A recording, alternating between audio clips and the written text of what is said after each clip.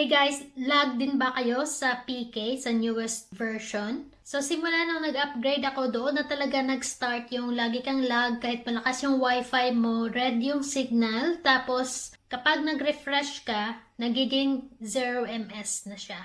Sa ngayon, dahil sinasabi ng official na new management nga daw po, so nag-a-adjust pa sila at expect natin yung maraming error. Kabalik lang din ng Brawl Hero sa PK. So ang una natin gagawin is i-uninstall muna natin yung HiFami app. So, kita nyo, mag-uninstall ako. So, kapag na-uninstall nyo na yung HiFami app, i-download nyo yung APK Pure. Or, try nyo po i-search yung APK kung lalabas ba. Pero sa akin kasi walang lumalabas kapag sa Google Play ko idinaan. So, kung hindi lalabas sa inyo, ilalagay ko dyan sa comment section yung link or sa description.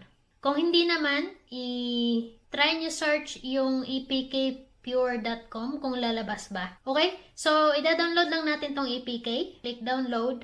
Tapos, merong lalabas na ganito. Kasi sa messenger ko sinend yung link eh. I-click mo yung continue. Ngayon, merong warning na lalabas na ganito might be harmful.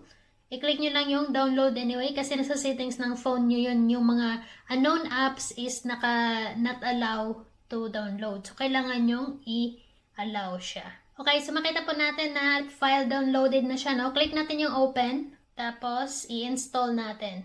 Okay, so after natin siya ma-install, itong sa phone ko, every app na ini-install ko, ini-scan ng security sa aking phone. So, makita naman natin no risk siya. So, pwede natin i-open. So, dito may magpa-pop up na recommendation.